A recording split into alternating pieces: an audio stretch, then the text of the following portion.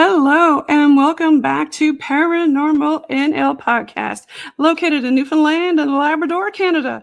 That's PNL Podcast for short. I'm your host and founder, Jen Noseworthy.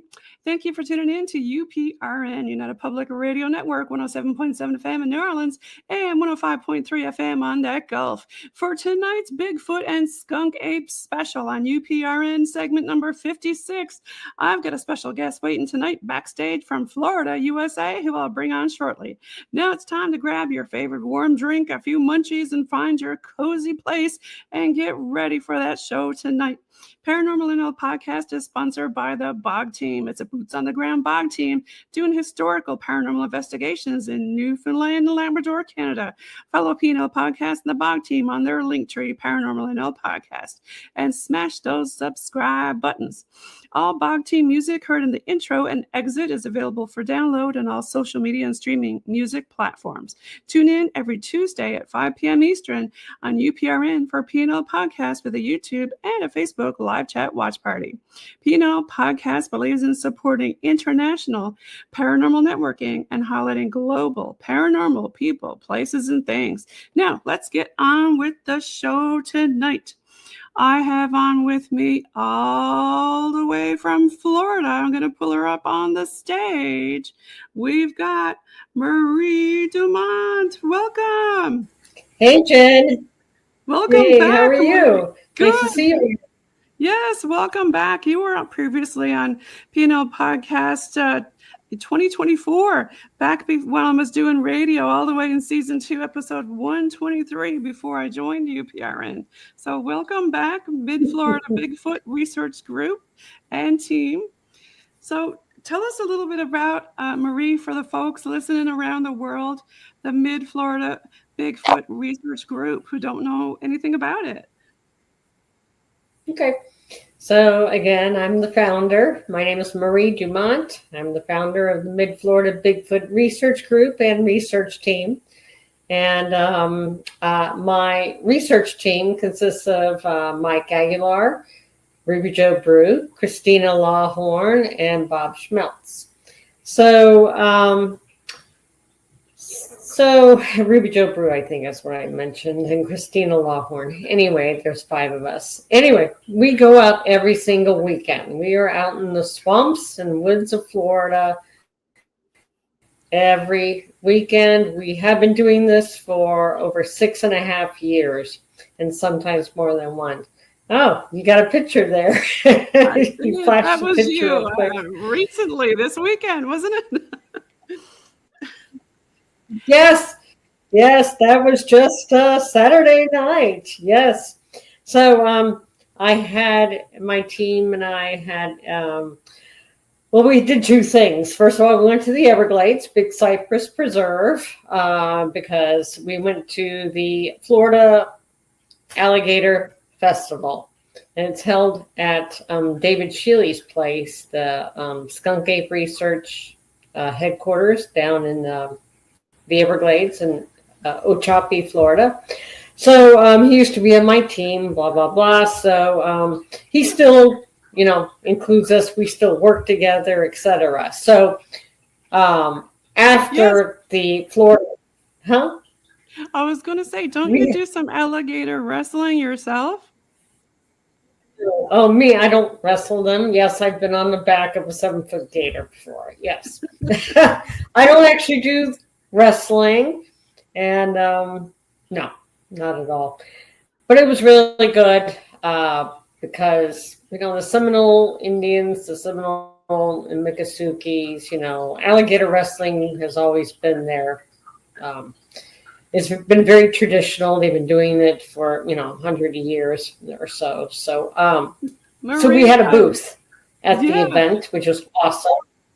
Okay. Before we continue, I kind of wanted to give a shout out to some legends whom we have lost. Oh, okay. Yes, this is Dr. Jane Goodall. Yeah, so she spoke back, I think in 2023 down in Miami at FIU. And Dr. Maria Mayer invited me and my team to go to this event. which we did. And so that was a picture that I took. She was an amazing speaker. My gosh, I'm so grateful that I was able to hear her live.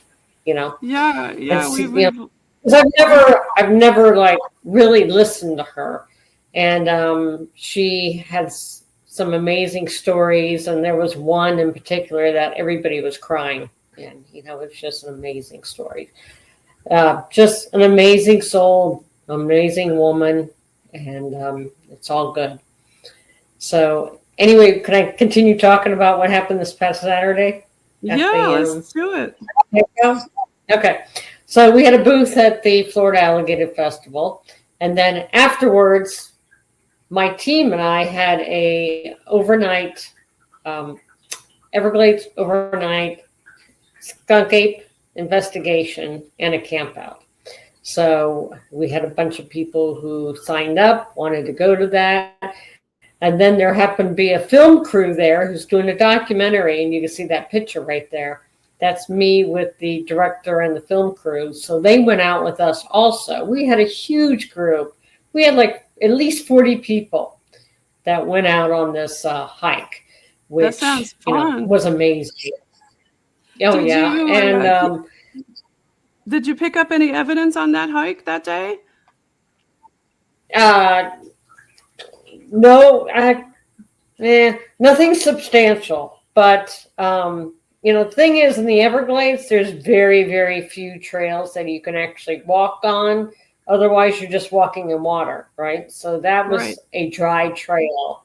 So, basically we just, at sunset, we walked, a couple miles, and then we turned around and came back, because you can't like go off into the woods off to the side. It's all water, right? You have an elevated trail and water on each side of you, swamp. And so you can't really look too far, right? So you look on the trail, and but in the distance, there were a few group members that heard a couple, like 3 knocks way off in the distance at one of the hammocks, which is called a hammock, is kind of like an island of trees.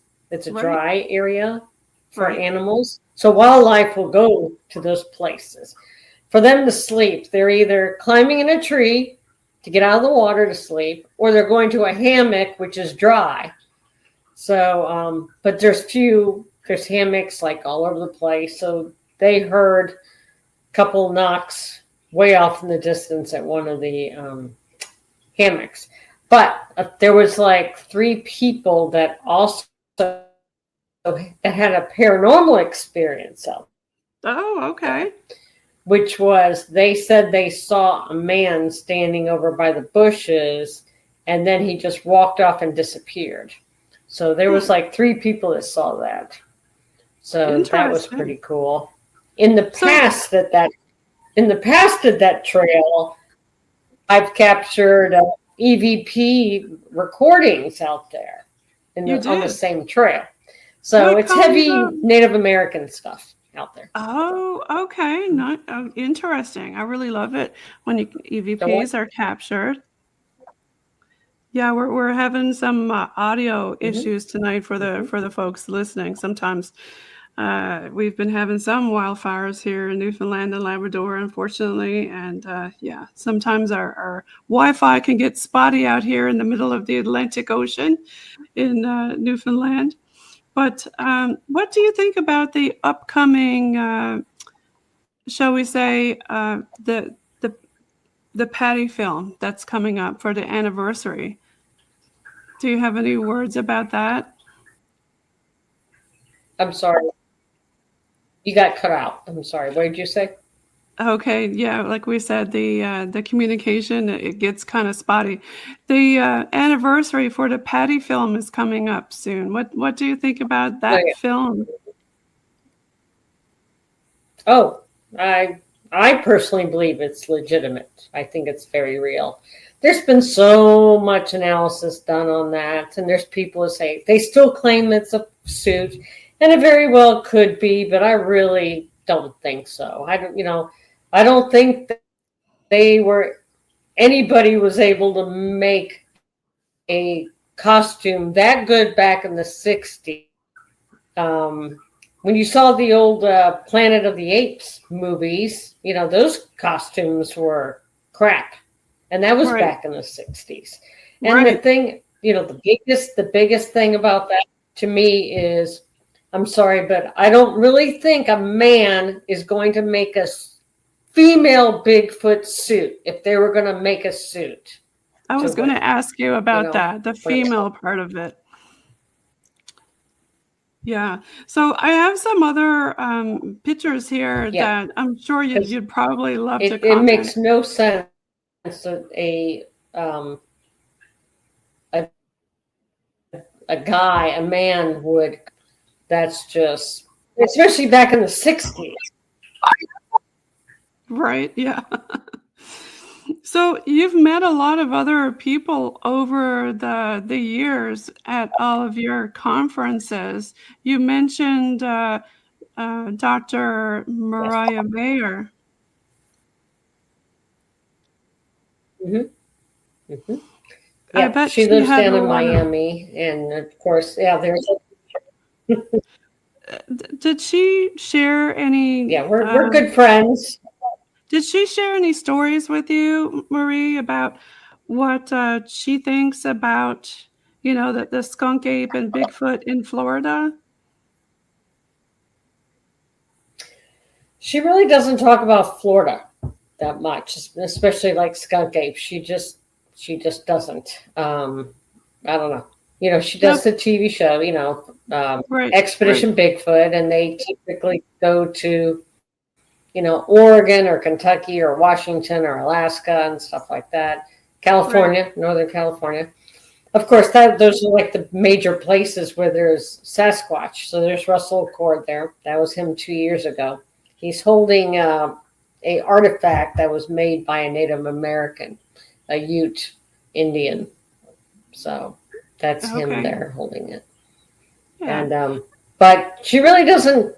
She doesn't do skunk ape research. She doesn't really talk about it, but she is very interested in listening to the stories of the Native Americans in the area around the Everglades. She is very interested in hearing that, but she's never investigated it.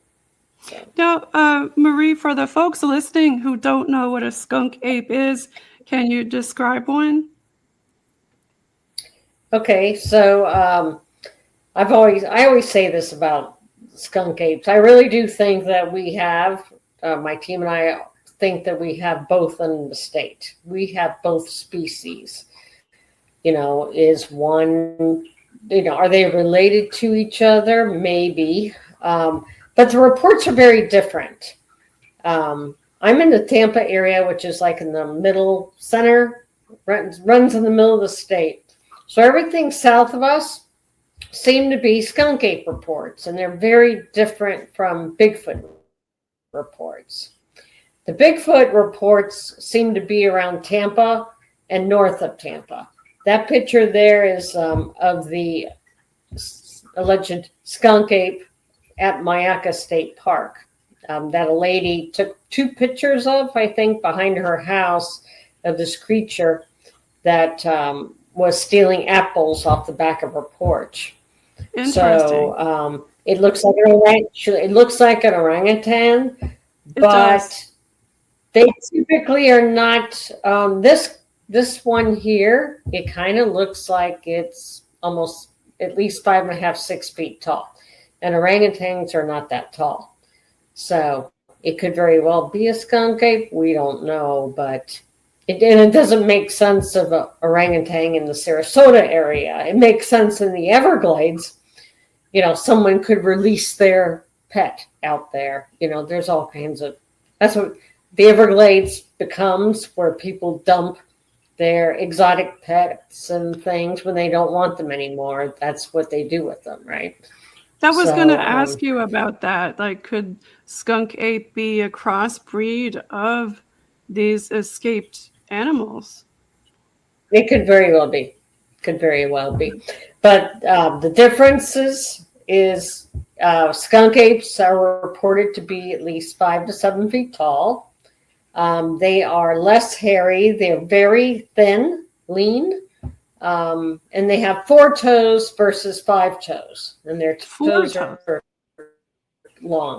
longer than a Bigfoot's typically. 4 toes.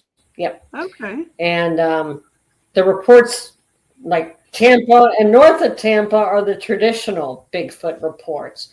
The creatures are 6 to 9 feet tall. They're bulkier, and they have 5 toes versus 4 toes.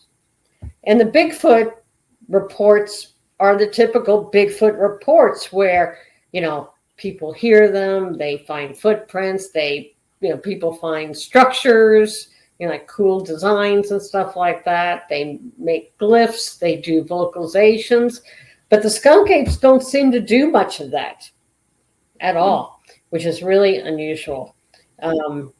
But so that's why we kind of think that there's 2 different things going on in our state. I think we do have 2 different species of animals that we're dealing with, creatures. So skunk apes and Bigfoots. So that's a picture there of a print that we found. Do you have many people who find a skunk ape print? Not that many. One of my old team members, he lives down in Miami, so he goes, when he's able to, he goes to the Everglades around Lake Okeechobee, which is very South Florida. And he has found a 4-toed print, and I have a copy of that one. It was about 11 inches long, but it has 4 toes, not 5, and it has a huge big toe. The big toe is just gigantic on this thing, but it's only 4. And David Shealy at the Skunk Ape Research Headquarters, he has a few 4-toed prints there that the natives have found on their reservations or behind their reservations. They'll call him, say, hey, there's a print here, come out and take a look, and he'll go out there and cast it. So he's got a collection of 4-toed skunk ape prints. So. Oh, yeah, I see you've found a lot of tree structures. Yeah, because that's one of the things they definitely do in our area is structures, for sure. And, they may not all be structures. Some of it could be natural, but we try to debunk the really unusual things. I'm a real artistic, creative person. So when I'm out in the woods, I'm looking for designs. I'm looking for things that are out of the ordinary, things that are not naturally made typically. So that's why I have a pretty good eye, and so does Ruby. Ruby's the same way as me. So when we go out together, we'll notice stuff. That's a picture of my team right there. That's everybody. And so is Ruby here in the white shirt? Yep, that's her. She's peeking around me. That's okay. Her. Yep, I love my team. Mm-hmm. What's your theory on gifting? Gifting. So some people are very much against it. You have to be very careful with it, because if by some chance you are actually gifting a Bigfoot, especially like at your house, around your house, and they become dependent. Animals become dependent on, your gifts, right? So, let's just say you feed them, you leave food gifts out 2 times a week. Well, if you're out of town, they're still looking for you to be there to leave them a gift, right? So they may damage your property, which you don't want. So it's never a good thing. We have a certain spot that we gift at. And you can see in that picture, they seem to love Reese's peanut butter cups. But we've left some healthy snacks and stuff like that. So right in that picture there is a little monkey stuffed animal. And what we've noticed in our area is that I'm doing an experiment. Whenever we have left a stuffed animal out as a gift that has plastic shiny eyes, it seems to have a problem with that. And it'll either rip off the eyes, or it'll take the stuffed animal and put it face down on the ground every single time. It does one of those two things. Now we have one out there that has embroidered eyes. Won't even mess with that. That doesn't even seem to bother them. But if it has shiny, glassy eyes, then it seems to have a problem with it. Is it because to them it looks real? You know what I'm saying? Yeah. Like makes me wonder about my shiny glasses. If you go out at night. Yeah, exactly. Ruby wears glasses. Mm-hmm. So that's a very interesting observation that we've made, and we're still running the experiment. We still do it. I have a cabinet full of stuffed animals with plastic or glassy eyes that we could bring out there. The last time we were out there about 3 months ago, the stuffed animal that I put out there, it totally took off one eye, and it ripped off the other eye, and it started taking out the stuffing in the head of the stuffed animal. It started pulling it out, and it carried it away. Really? It carried it away about 50 feet from the gifting area. I read a story about a mama bear who had lost her baby and went into a campsite because somebody had a trail cam set up and took a child's teddy bear in replace of their baby that they lost. And didn't upset any of the campers, didn't wake them up, but took the teddy bear. And the child couldn't find her bear. And they looked on the trail cam, and the bear came along and gingerly came in, took the bear, and went off with it. That makes sense. That makes total sense. So, if somebody's going to try, hold on a second. If anybody's going to really try to gift, they need to be, try not to use food. Maybe use a little bit. Like I've brought out a tomato there before, but try to do puzzles. Try to run experiments and see what's taken, what's messed with, what's, what I'm saying. Just try different things. One of the big things is like blue marbles, the antique marbles. As they seem to like the color blue. Leave some crystals, leave some natural gift. Like for us, it'd be seashells. Just anything out of the ordinary that may pique their interest. So. Okay. I've heard the same theory from people who talk about the Yahweh in Australia, to leave out different things like crystals and rocks and natural things that would pique their interest. Same thing. Yes, same thing here. So here's the state of Florida. Have you gone all over the place here? I've gone to a lot of places, that's for sure. Not every single place. That is the Florida Wildlife Corridor, where the state of Florida is purchasing parcels of land that they're trying to buy parcels of land that connect to each other, so it'll allow wildlife to migrate through the state, maybe out of state if they want to. And it starts at the Everglades. You can see there at the very bottom. That's where the main, corridor starts. And then it kind of like runs up the east side of the state and around the west side of the state. And that's what the state's trying to do, because we have so much development going on. So many brand new houses, and it's messing up the animals. And a developer comes in, the state allows them to build these houses where there used to be swamps. They fill in these swamps. The animals don't know any different. So they're just, doing their normal route, and all of a sudden there's houses there. Yeah. So now they don't have places to hunt for food. So I think that's a big problem for wildlife everywhere. We've seen it even since I've moved in. On our street, there's been at least 5 new houses and deforestation. And where do the animals go? Exactly. Yeah. Where do the animals go, and where can they get their food? They're having to go through neighborhoods now.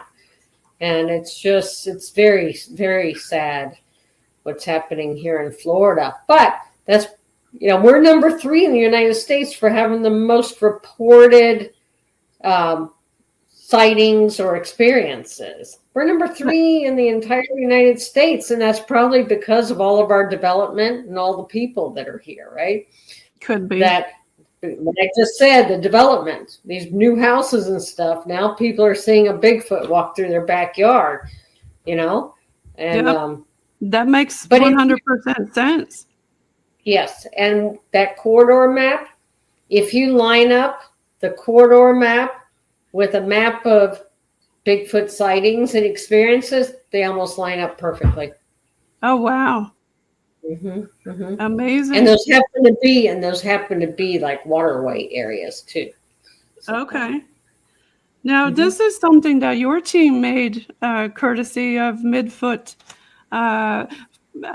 Research Group for Florida, for the folks doing their investigations. Yes, we, one of the park managers reached out to me and said, because he knows that I have a Bigfoot research team, he's like, hey, how can I get these silhouettes? And I was like, well, we can make them for you, because we love their park. We love his park. We always go camping there. So that's how he knows us. And so we're like, oh, yeah, he wants to put them out in the park and have people find them and do a photo op with them and stuff like that. And then they've got some stickers for sale in their office. And so they have not put them out yet, but we have delivered them to them, but they have not put them out yet. So this was what you were talking about earlier. Yes, Saturday when we had our camp out and investigation in the Everglades. So we had a film crew join us out there, which was really awesome. So they filmed all of us out there doing the walk, and it's really cool at night. It photographs very well because you're using red lights or flashlights, and it just gives it a cool, creepy look to it. So it was really awesome. Love it. Great time. Got to give a shout out to some other people who I had to put this in here for Christmas. I just got my nails done. I know. That's funny. Don't you love that? No, this is a picture of you out on the water. Yes, on an airboat in the Everglades. Yeah. Mm-hmm. Yeah, and there's the airboat. That's Betty Osceola. She's a Miccosukee Indian. She's a conservationist. She does a lot of work trying to, get lawmakers to stop messing with the water levels in the Everglades and stuff like that. So she owns an airboat company. And that was, I think, last year. I went out on an airboat with her and David Shealy, and we did some research out there in Big Cypress. So, do you find day or night investigations better for skunk ape and Bigfoot? I prefer daytime just because you can see structures easier. You can see just if there's something walking through or whatever. Nighttime's very difficult just because your senses are really, it's harder. it's harder to see. You got to have a really good flashlight. Hope to God you don't trip and fall. But it's a lot more exciting at night. But I prefer daytime personally, Yes. because I'm looking all over. I'm looking, something walks by, a structure, a print, you know what I'm saying? So you just see more during the day. But there have been Skunk-Ape sightings during the day. So, and Bigfoot. So I don't think it really matters. And that's some of the Seminole Indians right there in that picture there. Okay. Shout out to them. There. There's Yeah. those are some of the Seminole Indians. And there's a lot Yes, of that was structures. And I mean, there's so many different, shall we say, I mean, you've got the Everglades, then there's so many different types of forests and for them to be in. that's Washington State, that picture right there. And this I is was there Washington. July 4th. That's Washington last year. The other picture was Washington in July. And that's Okay. me at the this year's Florida Bigfoot conference. I'm holding an albino alligator. And it's really cool because he had like pink reddish eyes. That's me. That's me on the 7-foot alligator. There. That must have been That's fun. me. She was difficult. She was tricky. She was trying to get away. So she would actually have to start walking. And it's like, oh God, here I am trying to get on the back of her. And they can really, you don't want to get in the way of their tail because that's how they get their prey. They'll knock you down. They'll slap their prey, like to stun them. And it also pushes the prey towards their mouth so they can eat it, right? So you don't want to be where the tail is. So here I am trying to get on the back of the thing without getting whacked, So Well, it helps to know how to do that when you're out researching in Florida because y'all got yeah, a lot of gators. You notice its mouth is taped up. The ones in the wild are not taped up. So Right. But have you come across many gators while you were out looking for Bigfoot and Skunk-Ape? I've seen them in the water. I have heard them, like the mating calls. Like I've been out in the swamp a couple times and I hear the calls close to me, but I can't tell where they're at, because they blend in so well with their environment. So I just leave. I just like, let me get out of here because I don't know. You don't want to be near a mama gator with her babies, or she'll kill you. So I was just trying to get out there as fast as I could. So yeah, I've been in a few situations like that in Texas where you hear the call. They're calling out to their mama, and you're thinking, "Where is mama?" Yeah, where's mama at? Yeah, we'll find the baby gators, and they'll do their squawking, and it's like, oh crap, they're calling mama, and we don't know where mom's at, but I don't want to be anywhere near mom. So Right. Yeah, you better run. So you met a lot of folks from Skinwalker, I see. That must have been exciting. Oh, yes, very exciting. I go to a conference in Utah called Phenomenon, and it's held at Vernal, Utah, which is where Skinwalker Ranch is located. So it's a big 4-day event, and all the guys from Skinwalker Ranch are there. So it's it's a ghost. They do ghost stuff. They have UFOs and aliens, like they had the whole Ancient Aliens crew there.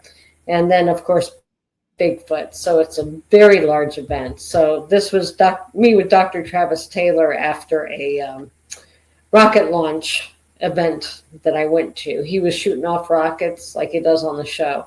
So that was fun. That must have been very interesting for sure. And I wanted to give a shout out to Jeff Meldrum. I know you've worked with him. Yes. He's worked with my team, like my team member Mike Aguilar in particular. He's just been very nice to us. Whenever he sees us, he comes and checks out our prints. our casts and things. So he was he was only 67, and that's way too young, way too young. And it was just so tragic. I don't know who's going to take his place. Who else is there that can do what it is he does? Who's going to fill his shoes? Our community. Yeah, that's some big shoes to fill. That's for sure. I don't know. Yeah. I have no idea. I'm going to pull up your website, and we can go look around your website. You've got a lot of good stuff on there. And the website, did you want to Thank you. give a shout out to the midfloridabigfoot.com? Let me just pull it up. But as we're waiting for... Yes. Mm-hmm. Yeah. Let me just grab that. Yeah, it's... So there's like a, bio, kind of like our mission statement kind of thing, what it is we are doing out there. We're Florida skunk-ape and Bigfoot researchers. And like I said, we're out in the woods every single weekend, and we have been for 6.5 years. And so somebody's always out in the woods, whether it's me or our whole team or only a couple of us. So that's my bio there, where you can read about every single team member and some background about them and what their specialties are, what kind of things they like to do. Like Mike is very good at locating new areas for us, and he likes to cast prints. He likes to find prints, so that's something he looks for. I look for more prints and structures is what my thing is. And Ruby is about the same. That's Ruby Joe Brew there. And she's also, she knows a lot about plant life in our swamps and woods and stuff. So she's very knowledgeable. I think she's like 5th generation Floridian. And she's always lived in the swamp. So okay, that's a bonus so that's to know. Really good. And Christina, she's new. Yeah, right. Christina, she's new to the team. She's one of our new ones. She's a photographer, and she's actually Mike's girlfriend. So she's a great asset to the team. Very upbeat, positive. But like I said, she does photography. And then who do you have next? I think you have Kalen. Kalen is Mike's son. He's 9 or 10 years old now.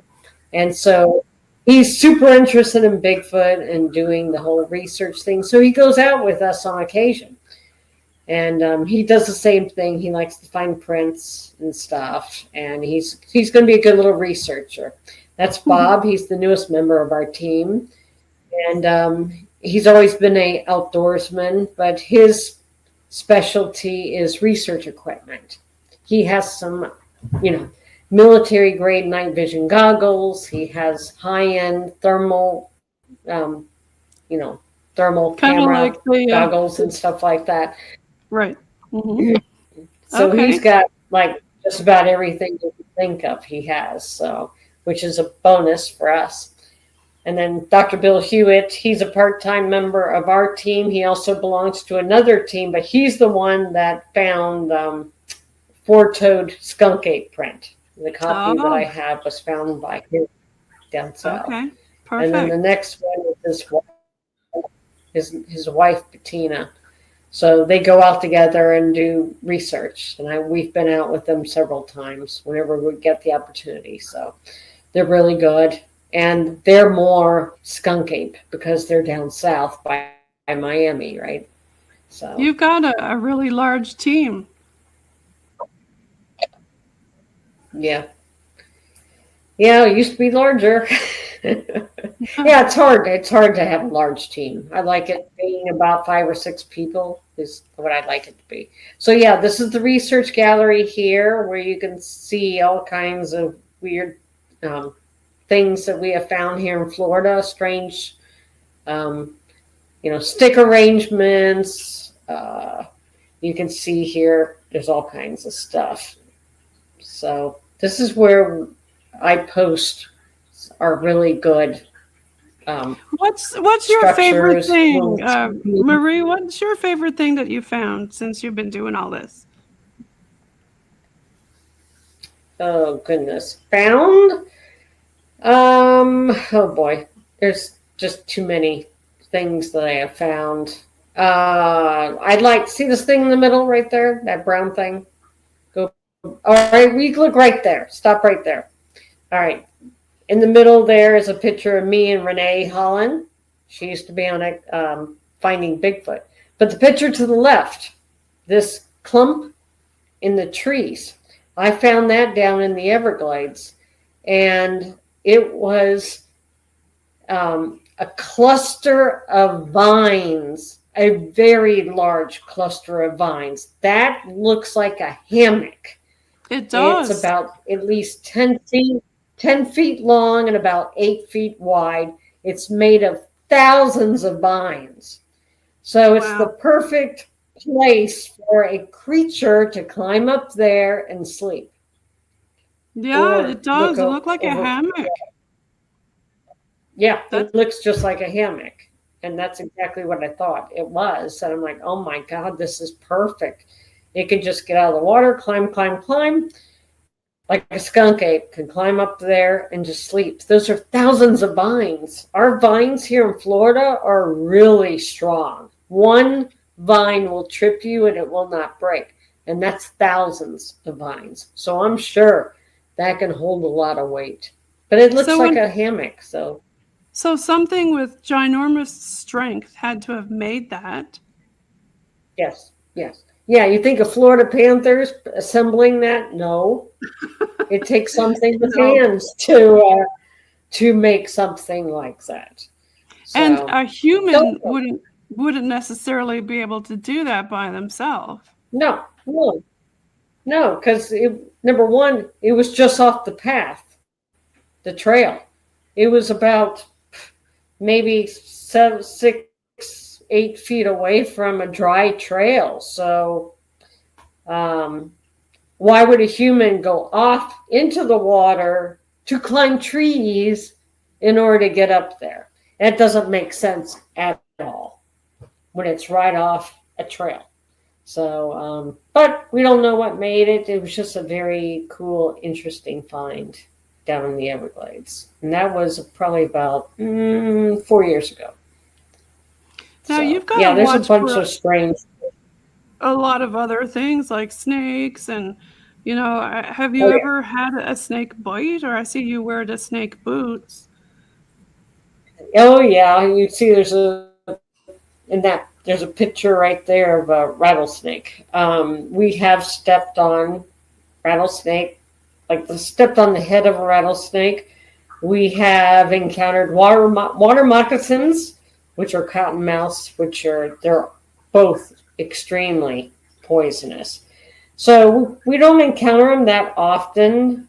I think total we've probably come across 4 rattlesnakes and maybe 3 water moccasins that we know of, that we Okay. noticed. Yeah. There may have been others that we never noticed and stepped over or something. You know what I'm Yeah. saying? Yeah. I had the same problem down in South But Texas in the Rio Grande Valley. Lots of snakes down there. Yeah, I see a but lot of yeah, we other. do wear snake boots for that reason because we need that peace of mind that we're going to be okay, just in case Now, there's a lot of we structures here, Marie. That structure there that looks like a cave. don't notice a rattlesnake. At least, hopefully, our snake boots. Yeah, I see your snake boots here. Mhm. Okay, you're back. Yeah, we Can you hear me? go back up here. Yeah. See that picture in the middle? We're having some Can call you see drops that here. picture in the middle? This one.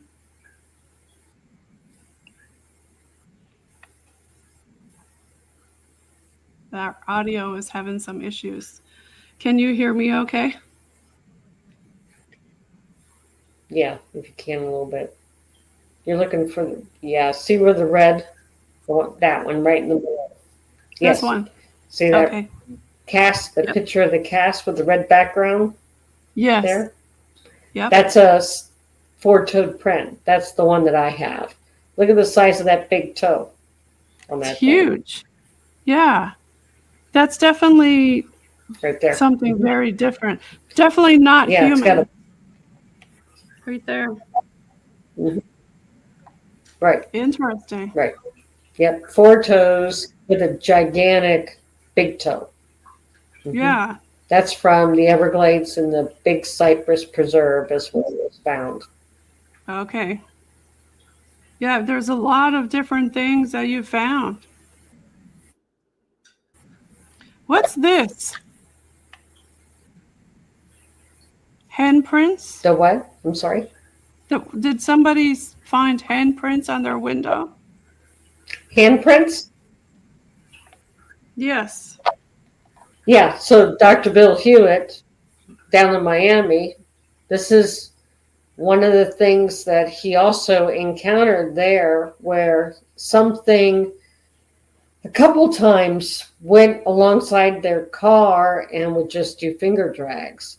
He's actually had a skunk ape slap the side of his car window right next to his head on the driver's side. And then it proceeded to walk around the vehicle and it slapped the other side, the passenger window, with his friend Dave in it. They both freaked out. Oh my And gosh. when it walked around, it left finger drags. It like touched, it just ran its fingers alongside their SUV. Oh my But gosh. it slapped their Wow. windows. And they couldn't see it, but they could just see there was this extra blackness in front of the window because it was dark. It was night time. But so this all happened at night. That's scary. Oh, there's another print there. That would be scary. Yes. 100%. Look, you've got a lot of different bent structures that you find there.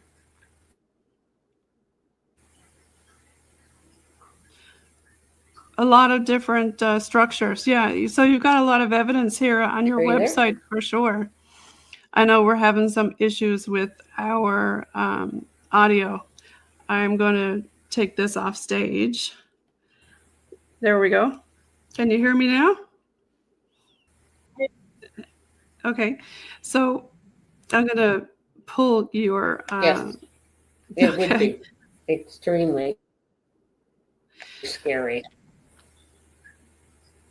Now, it was a cool encounter for them, obviously, but tell me, if you want to report a Bigfoot encounter, do you want to talk about that?